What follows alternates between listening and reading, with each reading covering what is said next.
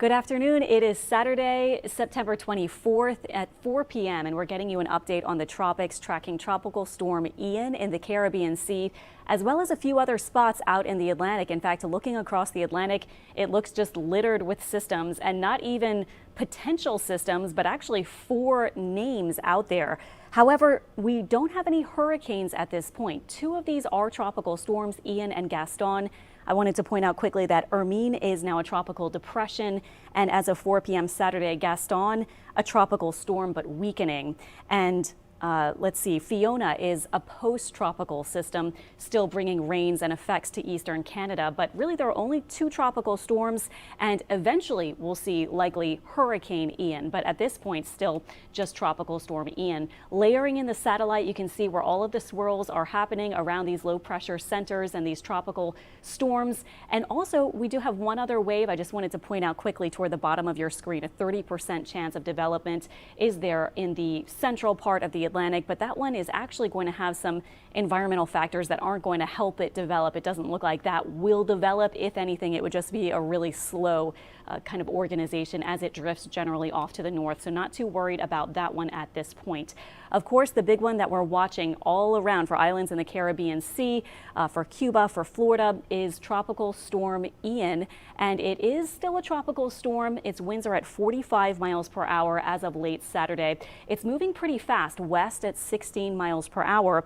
And we are expecting it to take that turn to the north and eventually potentially pose a major hurricane or hurricane threat to much of the west coast of Florida by the middle of next week. So this is going to be something that especially Florida and even western Cuba is going to be watching, because by the time it reaches western Cuba, it may already be potentially a Category 2 or even Category 3 storm at that point, early in the work week. Right now, just to take a look at its structure at this point before we get into the forecast, which we will in just a second, but look at the grays and the blacks. Notice that really earlier today it was very asymmetric, and it still is placing most of that gray and black color. That indicates higher cloud tops. That indicates where the thunderstorms and highest, most intense convection or rising motion is with this system.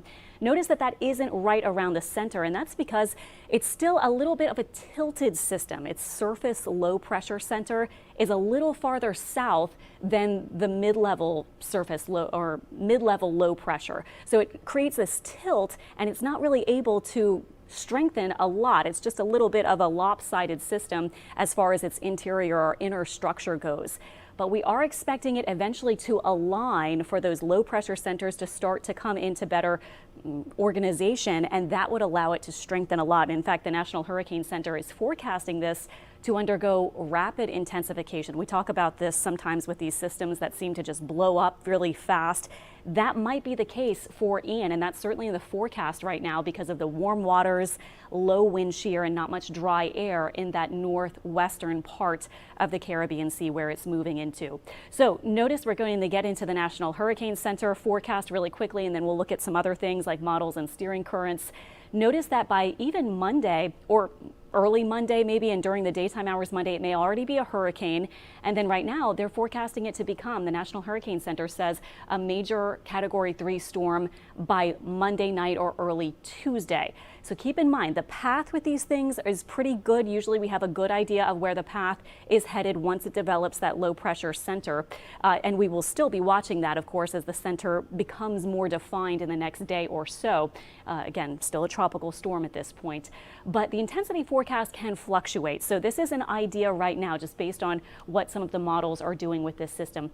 So Tuesday, late Monday night, early Tuesday, you can see it might be here very close to kind of brushing the western edge of Cuba, then moving into the eastern Gulf and taking the curve to the north and the northeast because of some upper level factors I'll show you in a second.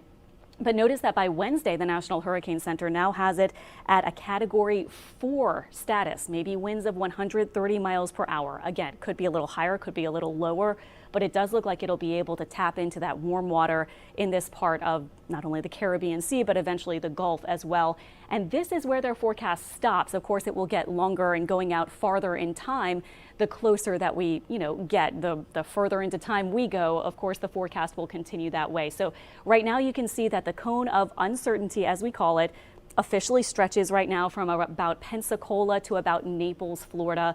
Possibly you could see the center line has it somewhere north of Tampa, maybe the Big Bend region of Florida, and that would be by Wednesday into Thursday. So potentially like a Thursday or Friday kind of time frame, it looks like, for a possible landfall here on the west coast of Florida. So this is certainly a system that Florida wants to pay a lot of attention to. In Louisiana, where we forecast for in New Orleans here at WWL-TV, we're not really expecting significant effects from this storm. There might be some large swells for boaters off of the coast of Louisiana and Mississippi by the middle to end part of next week. But at this point, we're not expecting for Louisiana and Mississippi significant impacts from Ian. We will watch it, of course, and in fact, you may notice that the tracks have been shifting a little bit farther west. But just to point out really quickly for our folks in New Orleans and in coastal Mississippi, even if it shifts a little farther west, Louisiana is still on that less intense side of a potential tropical system. Of course, we know here in Louisiana and all along the Gulf Coast, we know if you get on that right hand or eastern side of a landfalling system, that's where the intense rain, that's where the highest winds are. That's, sometimes it can be called the dirty side of the system. So this would place us actually on the drier side of this intense low pressure system as it moves off to the northeast in the Gulf. Quickly looking at the computer models, there's a little bit of spread you can see, mostly clustered around the Florida panhandle right now. But again, these models will move a little bit. There is very good consistency. You can see up until the eastern Gulf right here. And this, again, 4 and 5 days out, the spread will probably continue. But again, even if it edges a bit eastern, western, it still looks like the eastern side and the most intense side, and really most of the significant impacts, unfortunately, with this system will be for Florida. So everyone in Florida, really, of course, already, I'm sure you're paying close attention, and you want to just have your plan in place and have an idea of what you would do if this system does end up coming to your particular part of the western edge of Florida. Now, looking at that steering pattern, this is what we're thinking with Ian, and this hasn't changed very much with the thinking of the big high off to the east and the trough of low pressure digging down. These things would guide Ian eventually off to the north and then curving around to the northeast. So this is tomorrow's plan, or tomorrow's forecast for the upper level steering pattern. This takes us into Thursday, and you can see why it's going to take that turn off to the northeast. It's following this high pressure area, and then here is the trough starting to retreat back to the northeast. And then here is another high, which would potentially protect the western Gulf of Mexico. Then we can see, moving into the end of the week, why we may continue to see those impacts for Florida. Again, maybe sometime Thursday into Friday with some of the most significant wind landfall kind of impacts for somewhere along the Florida coast. Rainfall forecast for the next 7 days over in Florida. You can see up to maybe 7+ inches of rain right now is forecast with the system. Of course, there will also be storm surge and high wind impacts, but a lot of that, and especially the most intense bits of those, impacts, will depend a lot on where the center does end up. So still kind of watching that, and something, unfortunately, if you're in Florida, you're going to be watching this really closely through the week to see what it does, especially toward, as I was saying, Wednesday, Thursday, Friday. Now, very quickly, we're going to also look at a couple of the other systems if you're curious about that, because this is really a very active time, and certainly the most active time we've had so far this season in the Atlantic. Post-tropical Fiona is here over the Gulf of St. Lawrence in eastern Canada. Really strong system, but now beginning to weaken, and it is forecast to continue bringing rain and wind to eastern Canada as we get into the next maybe day or so. So still some impacts there. There will also be some large swells continuing from Fiona along parts of the northeastern coast of the U.S. and Bermuda, and of course Canada, as it moves off farther and eventually might approach the coast of Greenland as a low pressure system. But it is post-tropical at this point.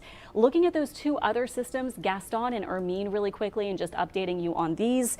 Tropical storm Gaston, you can see the farther north one. It's a tropical storm. It's bringing tropical storm conditions to the Azores, those islands there, but it is expected to weaken and will likely move out into an unfavorable area with some shear and just not a conducive spot for it to develop anymore. So we are expecting Gaston to weaken.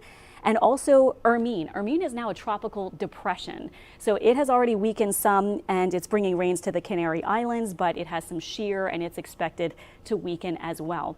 So just glancing really quickly at our names through this season, we've made it now all the way to Ian, and unfortunately Ian's going to be a big topic as we get into the next several days, again mostly for Florida, and again just to reiterate, Louisiana and Mississippi, we're not expecting significant impacts from Ian at this point. We'll continue watching everything, of course. The next names on the list would be Julia, Carl, and then Lisa. But yeah, we've definitely added a bunch of names just in the past week or so across the Atlantic basin. That'll do it for your update at 4 p.m. on Saturday. We'll have many more updates coming, of course, through the weekend and into next week.